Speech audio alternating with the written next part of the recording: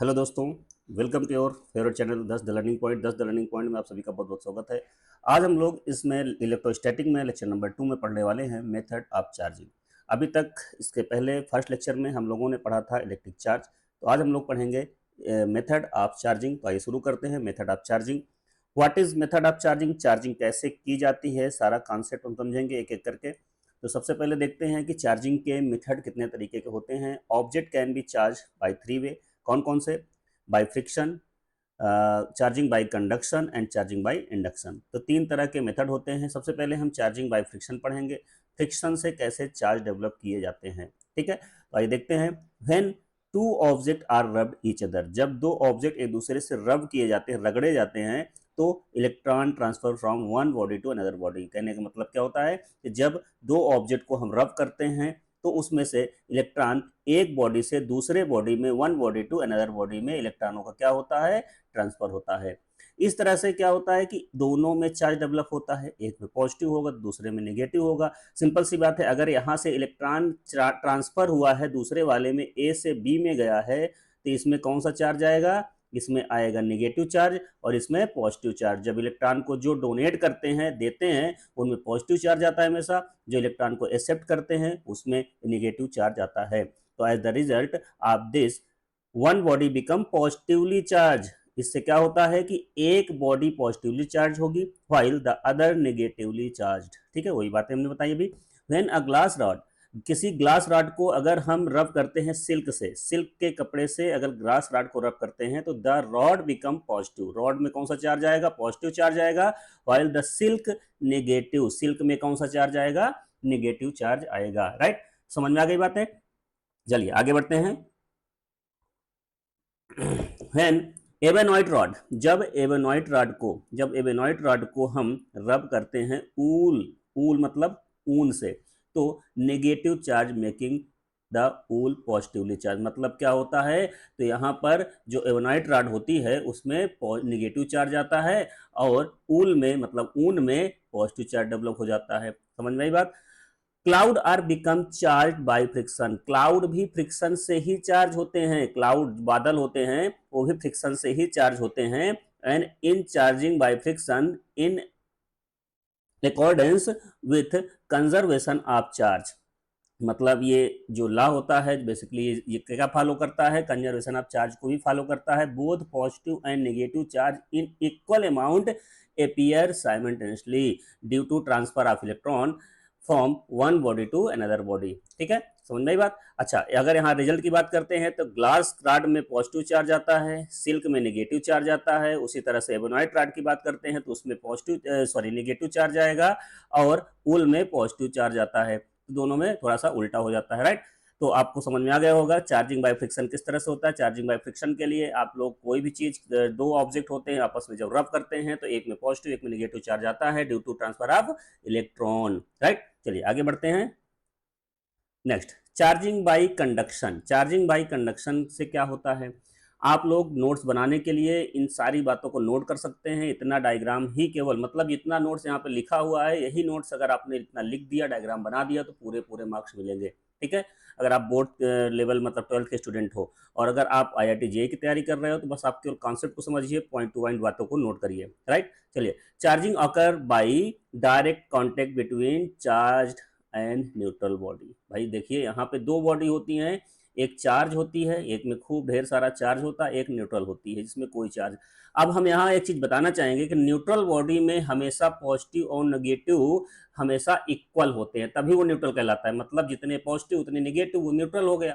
ठीक, तो ऐसा नहीं है कि न्यूट्रल बॉडी है तो उसमें चार्ज नहीं है, बट दोनों इक्वल इक्वल अमाउंट है, पॉजिटिव जितना है उतना ही नेगेटिव है। इस कारण से वो न्यूट्रल हो जा रहा है, क्योंकि आपको पता है कि पॉजिटिव नेगेटिव दोनों आपस में दूसरे को क्या करते हैं, न्यूट्रल कर देते हैं। अगर ये +1 कूलाम है, ये -1 कूलाम है, तो दोनों एक दूसरे को निगलेक्ट कर देंगे, जीरो बचेगा।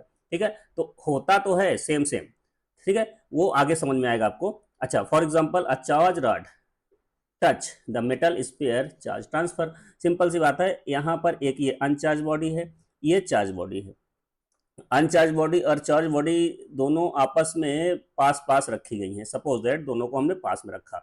अब क्या किया, दोनों को हमने टच करा दिया, ये कांटेक्ट में हो गए दोनों। तो जितना चार्ज इसके पास था, ये बी वाले के पास, ये ए था, सपोज दैट ये ए है, ये बी है, तो जब बी वाला टच करेगा तो इस जितना चार्ज इसके पास वो चार्ज यहाँ भी ट्रांसफर हो चुका है। अब जब हम दोनों को फिर सेपरेट करेंगे, जो दोनों को जैसे सेपरेट करेंगे ए और बी को, तो दोनों के पास चार्ज डेवलप हो चुका है ऑलरेडी। मतलब इसमें हम जब भी किसी ऑब्जेक्ट को बाय डायरेक्ट कांटेक्ट मतलब टच कराकर उसमें चार्ज को ट्रांसफर करते हैं तो उसको हम चार्जिंग बाय कंडक्शन कहते हैं। इसके क्या रूल है, टेक टू कंडक्टर, दो कंडक्टर को लेते हैं, one charge and other uncharge, एक चार्ज होगा दूसरा अनचार्ज होगा, bring a conductor in contact with each other, दोनों कंडक्टर को एक दूसरे के पास लाते हैं, thus the conductor will be charged with the same sign. अब जितना साइन इसमें होगा, जो पॉजिटिव है तो पॉजिटिव ही चार्ज होगा जब कंडक्शन करेंगे, ये इस पे पॉजिटिव है, देखिए पॉजिटिव ही आ रहा है, तो same sign, this is called charging by conduction through contact. इसको हम हमेशा क्या करते हैं, कॉन्टैक्ट के थ्रू चार्ज को ट्रांसफर कर सकते हैं। राइट, समझ में आया चार्जिंग बाय कंडक्शन क्या होता है। आगे बढ़ते हैं हम लोग, चार्जिंग बाय इंडक्शन। जब इंडक्शन की बात करते हैं तो चार्जिंग विदाउट डायरेक्ट कांटेक्ट, मतलब जब हम बिना किसी चीज को टच किए, टच नहीं करना है, बिना टच किए कांटेक्ट किए उसको हम चार्ज करते हैं। कैसे, if a charge body is brought near a uncharged body, मतलब एक चार्ज बॉडी है ये, सपोज दैट ये वाली चार्ज बॉडी है, और इसको हम अनचार्ज बॉडी के पास लेके आते हैं। जैसे इसके पास उस बॉडी को लेके आते हैं तो होता क्या है कि यहाँ पर पॉजिटिव है, अगर समझिए आपको पता है कि यहाँ पर पॉजिटिव वाले को लेके आए, अब जो न्यूट्रल रहता है उसके पास हमने बताया ना कि दोनों चार्ज होते हैं बराबर बराबर, पॉजिटिव और निगेटिव, तो ये पॉजिटिव है तो ये इधर निगेटिव चार्ज का अट्रैक्शन स्टार्ट करेगा, लेकिन पॉजिटिव वाले को रिपेल करेगा, पॉजिटिव वाले को इधर रिपेल करेगा, तो पॉजिटिव दूर हो जाता है, मतलब रिफ्लेक्ट हो जाता है और ये रिपेल हो जाता है, और ये निगेटिव को अट्रैक्ट कर लेता है। ये फिनोमेना तो तैयार हो गया, लेकिन अभी तक ये चार्ज नहीं हुआ। क्यों नहीं चार्ज हुआ, क्योंकि एक काम हमने नहीं किया है। क्या काम हमने किया है, नहीं किया है, यहाँ पर पॉजिटिव चार्ज को रखे रहिए और यहाँ पर निगेटिव चार्ज डेवलप होने दीजिए, उसके बाद इधर के पोर्शन को अर्थिंग कर दीजिए। जैसे अर्थिंग करेंगे जो पॉजिटिव वाला होगा वो सारा कहाँ चला जाएगा, अर्थ में चला जाएगा। अब क्या होगा कि ये पॉजिटिव जो हमने इसके बगल में रखा हुआ था उसके कारण ये निगेटिव यहाँ अट्रैक्ट हुआ है, बचा हुआ है, और जैसे ही अर्थिंग हमने हटा दिया, कट कर दिया, अर्थिंग को हमने कट कर दिया और इस चार्ज को भी हमने दूर कर दिया, तो इसके पास निगेटिव चार्ज बना रह जाएगा। कहने का मतलब, ये पूरी कहानी को लैंग्वेज के फॉर्म समझते हैं। यहाँ पर बताया गया है, if a charge body is, charge body की अगर हम बात करें तो brought near a uncharged body, the charge body will attract opposite charge, opposite वाले को अट्रैक्ट करेंगे, repel similar charge present in uncharged body. अब अगर अनचार्ज है तो उसमें चार्ज कहां से आ गया, तो वही चीज में पहले बताया कि अनचार्ज भले है लेकिन उसके पास उतने ही पॉजिटिव उतने ही निगेटिव प्रेजेंट रहते हैं। ठीक है, as a result of this, one side of neutral body closer to charge body, जो चार्ज बॉडी के क्लोज रहेगा, चार्ज बॉडी के क्लोज जो पोर्शन रहेगा, बिकम अपोजिटिवली चार्ज, मतलब अपोजिट चार्ज उसमें डेवलप हो जाएगा। Why the other similar charge, similarly मतलब अदर साइड, दूसरे साइड क्या हो जाएगा, सिमिलर चार्ज, जिसका जितना हमने यहाँ पर चार्ज बॉडी को जो लाए थे वही पॉजिटिव चार्ज उसके अपोजिट तरफ डेवलप हो जाएगा। मतलब ये जो नियर रहेगा इसमें निगेटिव और जो दूर रहेगा उसमें अब वो सेम चार्ज डेवलप हो जाएगा। अब क्या करते हैं, अब ये करते हैं, this process called electrostatic induction, इसको हम बोलते हैं इलेक्ट्रोस्टैटिक इंडक्शन। अब जैसे ही हम इसको ग्राउंड करते हैं तो यहाँ पे देखो स्टेप बताया गया है, bring charge object near conductor, conductor के पास में हम एक चार्ज ऑब्जेक्ट को लाते हैं, charge rearrange inside the conductor, charge क्या होते हैं, रीअरेंज होते हैं। ग्राउंडिंग इज डन, जैसे ग्राउंडिंग मतलब अर्थिंग करते हैं, conductor become opposite charge, conductor क्या हो जाता है, अपोजिट चार्ज हो जाता है। ये कहानी है इसकी। ठीक है, तो इसमें बिना टच कराए हम चीजों को चार्ज कर सकते हैं, जिसमें बिना टच कराए हम चीजों को चार्ज कर सकते हैं उसको बोलते हैं इंडक्शन। और बाय फ्रिक्शन में टच करना पड़ेगा आपको, बाय कंडक्शन में भी टच करना पड़ेगा। राइट, आइयो समझ में आ गया होगा आपको कि चार्जिंग का कॉन्सेप्ट क्या है। तीन तरीके के होते हैं, charging by friction, charging by conduction and charging by induction. Okay, चलिए आगे बढ़ते हैं। व्हाट इज कंडक्टर, अभी हम लोग लास्ट में कंडक्टर और इंसुलेटर के बारे में, डाइलेक्ट्रिक के बारे में बहुत अच्छे डीपली समझेंगे। बस यहाँ थोड़ा सा इंट्रोडक्टरी पार्ट है, इसका जानना आपके लिए बहुत जरूरी है, इसलिए हमने यहाँ बीच में इसको ला दिया। तो व्हाट इज कंडक्टर? कंडक्टर क्या होते हैं? A conductor is a material that allow electric charge या electric current to flow through it easily. समझ में आ गई होगी बात। कंडक्टर एक ऐसा मटेरियल होता है जो अपने आप से इलेक्ट्रिक चार्ज या इलेक्ट्रिक करंट को फ्लो करने की परमिशन देता है। अ conductor is a substance in which electron can move freely and enabling the flow of electricity। मतलब वही बात है, दोनों डेफिनेशन में से एनी वन लिख सकते हैं। It has free electron, conductor में मोबाइल इलेक्ट्रॉन होते हैं और फ्री इलेक्ट्रॉन्स होते हैं। लो रेजिस्टेंस, इसका रेजिस्टेंस लो होता है। To electric current allow easily flow of electricity used in wire and electrical device. Simple सी बात है, आपको पता होगा I is to V by R, आपने क्लास 10th में पढ़ा होगा ओम्स लॉ। अगर इसके अकॉर्डिंग देखें, जितना रेजिस्टेंस जितना कम होगा उतना ज़्यादा इलेक्ट्रिसिटी इजिली फ्लो करेगी। समझ गई बात। तो यहाँ पर कुछ एग्जांपल्स हैं, कॉपर है, एल्युमिनियम है, सिल्वर है, आयरन है। ये सारे ऐसे हैं जिनसे हम इलेक्ट्रिसिटी को फ्लो कर सकते हैं, सारे मेटल भी कहलाएंगे। लेकिन एक नॉन मेटल ऐसा होता है जो होता है ग्रेफाइट। ग्रेफाइट की जो रॉड होती है वो, उससे जो आपके सेलों में, सेल के बीच में एक रॉड होती है ना, सेल के बीच में वो ग्रेफाइट की छड़ी होती है, तो उससे हम इलेक्ट्रिसिटी को फ्लो करा सकते हैं। तो वो एक एक्सेप्शनल केस है जो नॉन मेटल होते हुए भी इलेक्ट्रिसिटी को फ्लो कर सकता है।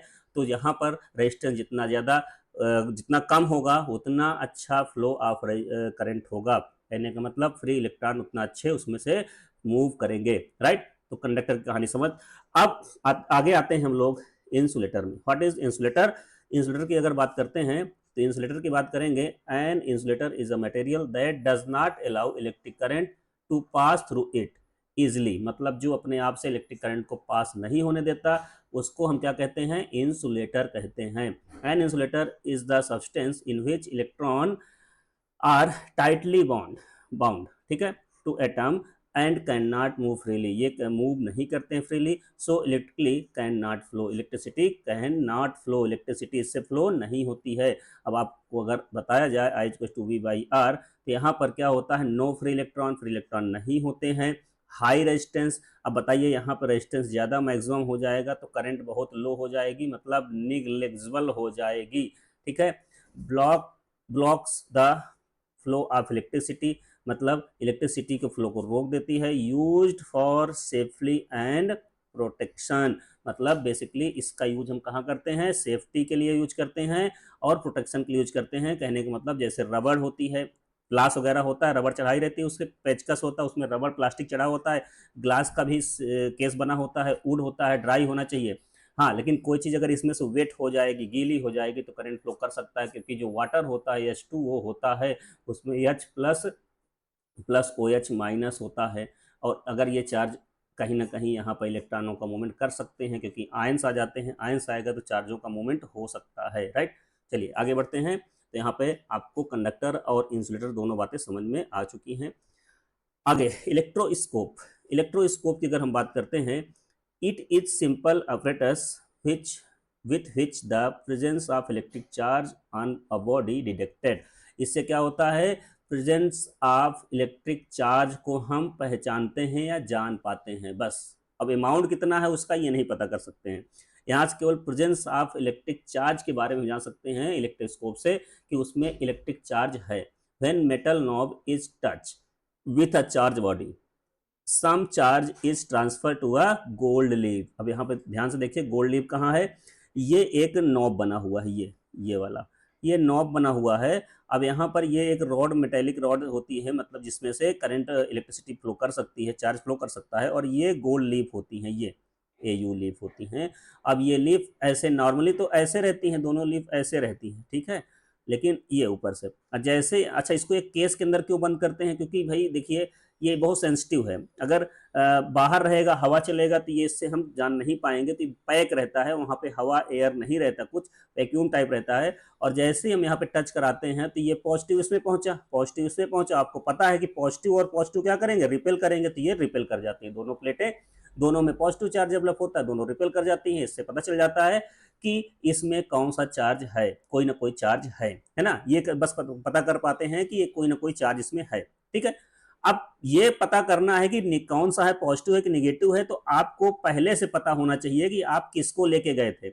मान लीजिए अननोन है, तो आप अब ग्लास रॉड को चार्ज करके ले जाइए, उसके एवोनाइट की रॉड को ले जाइए, तो आपको पता होता है ग्लास रॉड को जब रब करते हैं तो उसमें कौन सा चार्ज पॉजिटिव आता है, एवोनाइट वाले में निगेटिव आता है। अगर आप ग्लास रॉड को लेके गए और इसमें से पहले से चार्ज है, ग्लास रॉड को लेके गए और ये और एक्सपेंड हो गई, तो इसका मतलब इसमें पॉजिटिव ही रहा होगा। अगर एवोनाइट को लेके गए और ये एक्सपेंड होने के बजाय क्या हो गई और पास आ गई, तो इसका मतलब इसमें इसमें पॉजिटिव ही रहा होगा, क्योंकि ये निगेटिव जाने के बाद वो उसको कैंसिल आउट करके और चार्ज को कम कर देगी, ठीक है। तो वो आप चेक कर सकते हैं।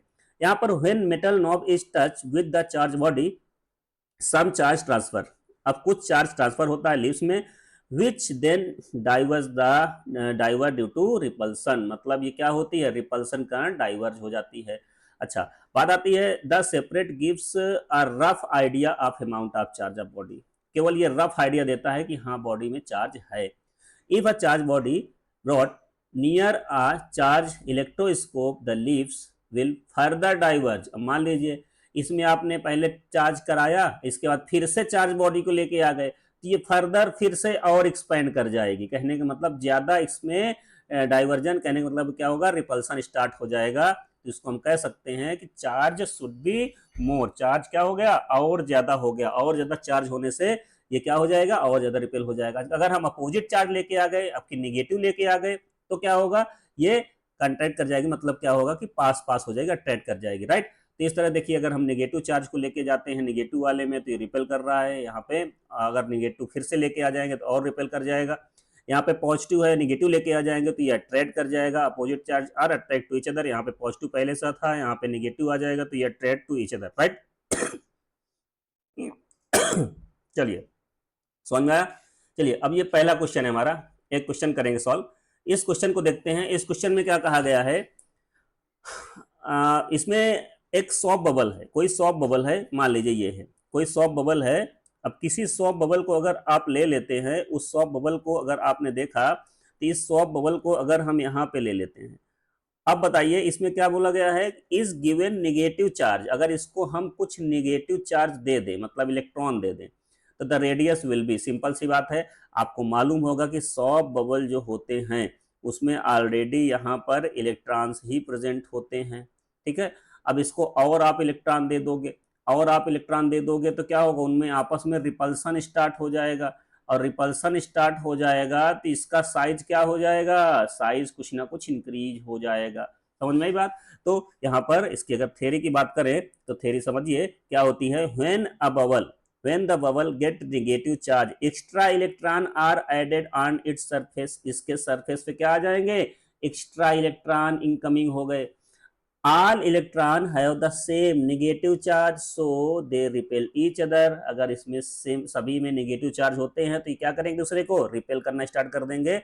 And this repulsion create on outward force, ये रिपल्सन क्या करेंगे, आउटवर्ड फोर्स को क्रिएट करेंगे। और आउटवर्ड फोर्स जब लगेगा किसी बॉडी में, तो क्या होगा, outward force on the surface of the bubble, an effect on the bubble, the soft bubble already has surface tension trying to keep it small, but due to electrostatic repulsion the surface is pushed outward, and as the result bubble expand and its radius increases। कहने का मतलब इसमें जो electrostatic force लग रहा है due two electrons आपस में रिपेल करेंगे, एक दूसरे को दूर भगाएंगे, उससे इसका साइज क्या हो जाएगा, और बड़ा हो जाएगा और इंक्रीज कर जाएगा।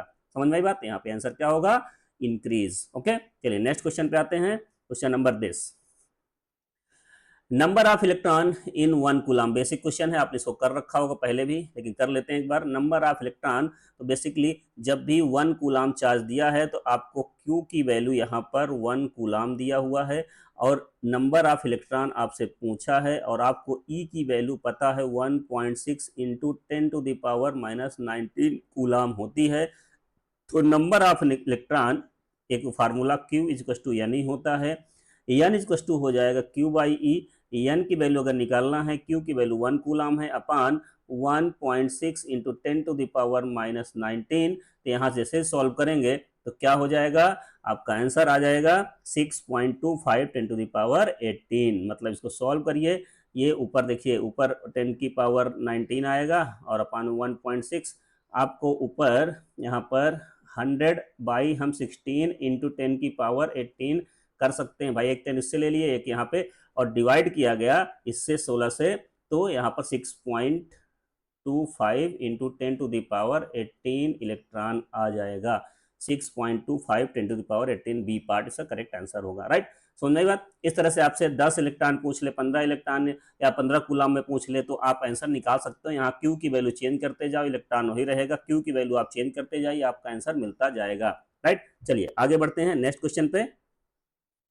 क्वेश्चन नंबर 3 है, the current produced in wire when 10⁻7 electron पर सेकेंड आर फ्लो। तो आई इक्वल्स टू आपको पता है Q अपॉन T होता है। अब बताइए आई इक्वल्स टू Q यहाँ पे दिया नहीं है, तो यहाँ पे N into E upon T कर सकते हैं, क्योंकि नंबर ऑफ इलेक्ट्रॉन आपको दिया है।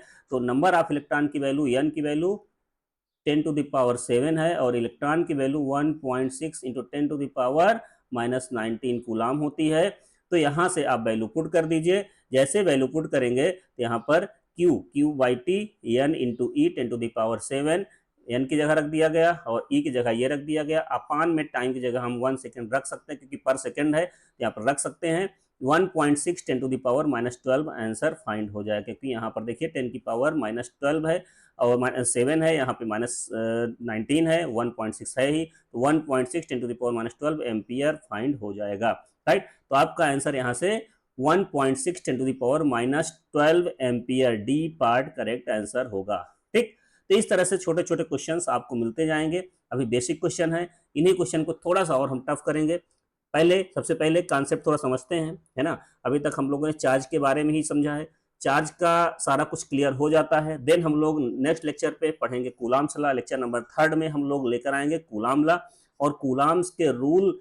बेसिकली अगर आप समझें तो इसमें चार्जेस, सपोज दैट यहाँ पे +2 चार्जेस के बारे में है, ठीक है, और इन्हीं का यूज करके हम कोई ट्रेंगल में चार्ज प्रेजेंट है उनमें कूलाम्स का लॉ यूज करके क्वेश्चन कैसे सॉल्व करते हैं। कोई स्क्वायर हो, रेक्टेंगल हो, उसमें चार्जेस प्रेजेंट हो, तो कोई हेक्सागोन हो, इसमें भी अगर चार्जेस प्रेजेंट है तो कैसे सॉल्व करेंगे। तो ये सारे कॉन्सेप्ट हम लोग समझेंगे। ठीक है, ये मोस्ट इंपॉर्टेंट रहने वाला है। लेक्चर नंबर 3 तो बहुत ही इंपॉर्टेंट है, क्योंकि इससे क्वेश्चन तो एक बनना ही बनना है इलेक्ट्रोस्टैटिक्स से। आपका चाहे